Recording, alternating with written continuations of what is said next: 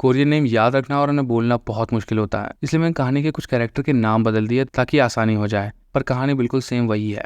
तो कहानी की शुरुआत होती है जब एक गैंग मेंबर मोंटी की माँ को दिन दहाड़े सड़क पर मार देता है, सिर्फ इसलिए क्योंकि उसकी माँ जब मार्केट से कुछ सामान लेकर वापस आ रही थी तो उस गैंग मेंबर उसके दोस्तों से टकरा जाती है। दोनों में बहस होती है और उस गैंग मेंबर को गुस्सा आ जाता है और वो उसकी माँ को बुरी तरह से पीट पीट कर सड़क पर मार देता है। कोर्ट में केस जाता है तो वो गैंग मेंबर यानी कि डिफेंडेंट कोर्ट में कहता है कि वो सब गलती से हो गया, वो गुस्से में आ गया था और उसे अफसोस अपनी गलती का, उसे दुख है कि एक औरत की मौत हो गई और कोर्ट उस पर दया करके उसे सिर्फ 3 साल और 6 महीने की सजा देती है। एक बच्चे की माँ की दिन दहाड़े हत्या कर दी जाती है और कोर्ट उसे सिर्फ 3 साल और 6 महीने की ही सजा देती है। मोंटी इस बात से खुश नहीं था, वो बस बदला लेना चाहता था। उसने 17 साल तक इंतजार किया उस गैंग मेंबर से बदला लेने के लिए और बस यही सोचता रहा कि क्या वो गैंग मेंबर सच में बदल जाएगा। अगर ऐसा हुआ तो क्या उसे उस गैंग मेंबर को माफ करना पड़ेगा और आगे बढ़ना होगा। पर जब मोंटी उस गैंग मेंबर से मिला तो वो बिल्कुल नहीं बदला था, वो वही बुरा और क्रिमिनल ही था और मोंटी खुश था कि वो आदमी नहीं बदला था। इस समाज में जो क्रिमिनल्स क्राइम करके छूट जाते हैं ये बोलकर कि वो आगे जाकर बेहतर हो जाएंगे और सुधर जाएंगे, पर वो सुधरते नहीं, वो दोबारा से जाकर क्राइम करते हैं और मोंटी उन सभी को सजा देना चाहता है, वो जस्टिस चाहता है। एक गुंडे ने बस में कुछ बदतमीजी की जिसे देखकर बस ड्राइवर ने कंप्लेन कर दी, जिसके लिए उस आदमी को 3 महीने की जेल हुई। पर बाहर आकर उस आदमी ने सीधा उस बस ड्राइवर पर सबके सामने हमला कर दिया। उसने बुरी तरह से उसे मारा पीटा और उस ड्राइवर को लगभग मरने की हालत में वहीं छोड़ दिया। मोंटी ये देखकर उस आदमी का पीछा करने लगता है और जब वो दोनों किसी अंधेरी गली में पहुंच जाते हैं तो वो आदमी मोंटी को देखकर उससे पूछता है कि वो उसका पीछा क्यों कर रहा है। तो मोंटी उससे पूछता है कि उस आदमी के ऊपर कितने केसेस चल रहे हैं। तो वो आदमी 18 बोलकर मोंटी के ऊपर हमला कर देता है।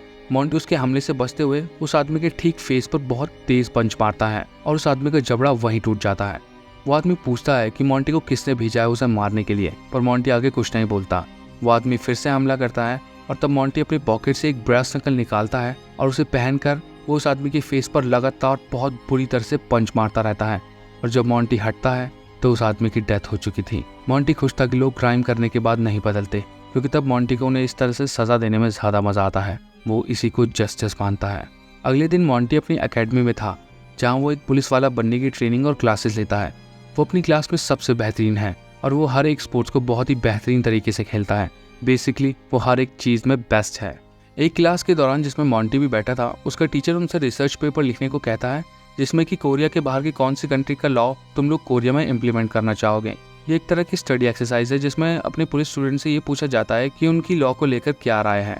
उनमें से एक स्टूडेंट ऋषि खड़ा होकर बोलता है कि वो मिडिल ईस्ट की कंट्री पर लिखेगा और उसका टीचर उसे ये बोलकर मना कर देता है कि उसने फिर से एक्सट्रीम पनिशमेंट की फोटोज को देखकर शुरू कर दिया। पर ऋषि जवाब देता है कि हमें क्रिमिनल्स के राइट्स की परवाह करने के बजाय इनोसेंट लोगों के राइट्स की परवाह करनी चाहिए, क्योंकि कभी भी कोई भी क्रिमिनल किसी भी बेचारे राह चलते आदमी को लूट लेता है या मार देता है और हम उस विक्टिम को इंसाफ दिलाने के बजाय ये देखते हैं कि कहीं उस क्रिमिनल के राइट्स का वायलेशन तो नहीं हो रहा, उसके पास भी राइट्स होने चाहिए।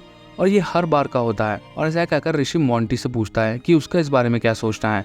तो मोंटी हल्का सा मुस्कुराते हुए बोलता है, हम पुलिस वाले हैं और किसी को जस्टिस देना हमारा काम नहीं है, वो कोर्ट का काम है, हम सिर्फ क्रिमिनल्स को पकड़ते हैं। उसके बाद क्लास खत्म हो जाती है और मोंटी वहाँ से अपने एकेडमी के एक पुराने टीचर से मिलने जाता है जो कि पुलिस में ही थे, मिस्टर शर्मा, जो दूसरे शहर में थे। मिस्टर शर्मा वही थे जिन्होंने मोंटी की माँ की डेथ का केस हैंडल किया था। और जब मोंटी वहाँ पहुँचता है तो मिस्टर शर्मा उसे देखकर बहुत खुश हो जाते हैं।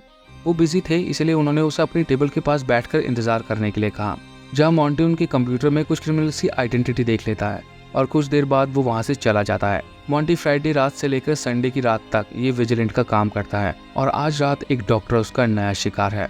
उस डॉक्टर ने अपने पेशेंट्स की पर्सनल एरिया की फोटो खींची और उन्हें दूसरों को भी दिखाया और इंटरनेट पे भी अपलोड कर दिया। और ऐसा उसने 150 लोगों के साथ किया पूरे 2 साल तक। और कोर्ट ने उसे सिर्फ 5 महीने की जेल की सजा सुनाई और उसका लाइसेंस भी कैंसिल नहीं किया। और तो और कोर्ट ने यह भी कहा कि ये डॉक्टर है और उनकी पहचान बताना सही नहीं होगा, इसलिए उन्होंने उस डॉक्टर की आइडेंटिटी को भी छुपा लिया। जेल से आने के बाद उस डॉक्टर ने बस आराम से किसी दूसरे हॉस्पिटल में काम करना शुरू कर दिया।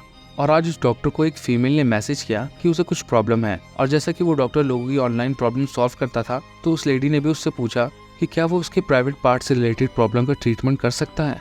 तो वो डॉक्टर हाँ कर देता है और वो उस लेडी को प्राइवेटली मिलने के लिए कहता है। तो वो लेडी उसे अपने एड्रेस पर बुला लेती है और वो डॉक्टर कुछ इंजेक्शन लेता है और अपना एक वीडियो कैमरा लेकर मुस्कुराते हुए सोचता है कि आज तो वो एक बेहतरीन वीडियो बनाएगा। और ऐसे सोचते हुए उस लेडी के एड्रेस की तरफ चला जाता है। पर वो लेडी और कोई नहीं, मोंटी ही था। उसी ने उस डॉक्टर को मैसेज किया था और उसे मिलने के लिए बुलाया था।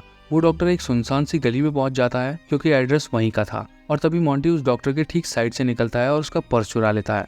और थोड़ा सा आगे जाने के बाद मोंटी उस डॉक्टर को आवाज लगाता है कि ये पर्स आपका है, क्या आप ही डॉक्टर शियोन हो? और वो डॉक्टर हंसते हुए अपना पर्स लेने के लिए आ जाता है। और आईडी कंफर्म होते ही मोंटी उस डॉक्टर के फेस पर एक बहुत तेज पंच मारता है। पंच लगते ही उस डॉक्टर के चेहरे से बहुत ज्यादा खून निकलने लगता है, उसके साइड के कुछ दांत भी टूट जाते हैं। और तब तुरंत मोंटी उस डॉक्टर का हाथ पकड़कर उसे उठाकर नीचे पटक देता है। मोंटी उस डॉक्टर के पास से वो इंजेक्शन निकालता है और उस डॉक्टर को ही लगा देता है। और वो बार बार एक ही चीज रिपीट कर रहा था, ये जस्टिस सिस्टम बेकार है, यहाँ का कानून इन लोगों को बचाता है जिन लोगों को बचाया नहीं जाना चाहिए, और वो इस कानून को बदलेगा। और ऐसा कहते हुए मोंटी उस डॉक्टर को घसीटकर एक लोहा प्रेस करने वाली मैनुअल मशीन के पास लेकर आता है और उस डॉक्टर का एक हाथ उस मशीन में रख कर उसे दबाकर उस डॉक्टर के हाथ को एक टमाटर की तरह पिचका देता है, जिसके खून के छींटे मोंटी के चेहरे पर साफ दिखाई दे रहे थे। अगले दिन पुलिस इन्वेस्टिगेट करती है तो पता चलता है कि वो डॉक्टर हॉस्पिटल में है और उसे कुछ भी याद नहीं है कि उसके साथ ये किसने किया। पुलिस को इंसिडेंट की साइट पर कुछ पेन किलर के इंजेक्शन मिलते हैं जिन्हें लेकर मेमोरी लॉस जैसी प्रॉब्लम तो होती हैं, पर पुलिस को यकीन नहीं था कि उस डॉक्टर को कुछ याद नहीं है। पुलिस को वहाँ कैमरा भी मिलता है और पुलिस ने उस डॉक्टर का जब रिकॉर्ड चेक किया तो उन्हें उसके पुराने क्राइम्स के बारे में भी पता चल गया। और इससे पहले पुलिस आगे इन्वेस्टिगेट कर पाती, उस डॉक्टर ने अपने लोगों को बोलकर अपना पर्सनल कंप्यूटर भी डिस्ट्रॉय करवा दिया। पर वो डॉक्टर इतना ज्यादा इंजर्ड हो गया था कि वो कभी भी डॉक्टर की जॉब नहीं कर सकता था। और ये बात न्यूज में भी फैल जाती है कि उस डॉक्टर पर अटैक किया गया है। अगले दिन दो गुंडे कहीं जा रहे थे, जिनमें से एक गुंडे ने एक आदमी को इतना मारा कि वो आदमी मर गया। और झगड़ा सिर्फ इसलिए हुआ था क्योंकि वो आदमी उस गुंडे को अपने स्टोर के सामने टॉयलेट करने से मना कर रहा था। और ये गुंडा सिर्फ 18 महीने में बाहर आ गया, ये कहकर कि वो सिर्फ एक्सीडेंट था, उसने थोड़ी सी पी हुई थी। उन दोनों में बहस हुई और वो आदमी कमजोर था और वो मर गया। वो सिर्फ 18 महीने में बाहर आ एक आदमी को जान से मारने के बाद रास्ते में चलते हुए उस गुंडे को उस आदमी का बेटा भी मिलता है, जिसे वो गुंडा धमकी देता है कि वो उसे भी मार देगा। और वो बच्चा रोते हुए वहां से भाग जाता है। मोंटी उन दोनों गुंडों का पीछा कर रहा था और जब रात होती है तो वो दोनों गुंडे एक पुल के नीचे टॉयलेट कर रहे थे। तो मोंटी पीछे से बहुत तेजी से आता है और जिस गुंडे ने उस स्टोर वाले आदमी को मारा था वो उसका सर ठीक सामने वाली दीवार में बहुत तेजी से मारता है।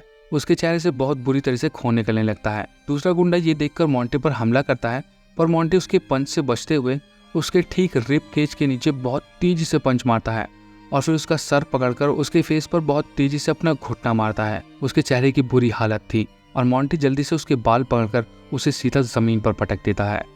दूसरा गुंडा चाकू से मोंटी पर हमला करता है, पर मोंटी उससे बच जाता है।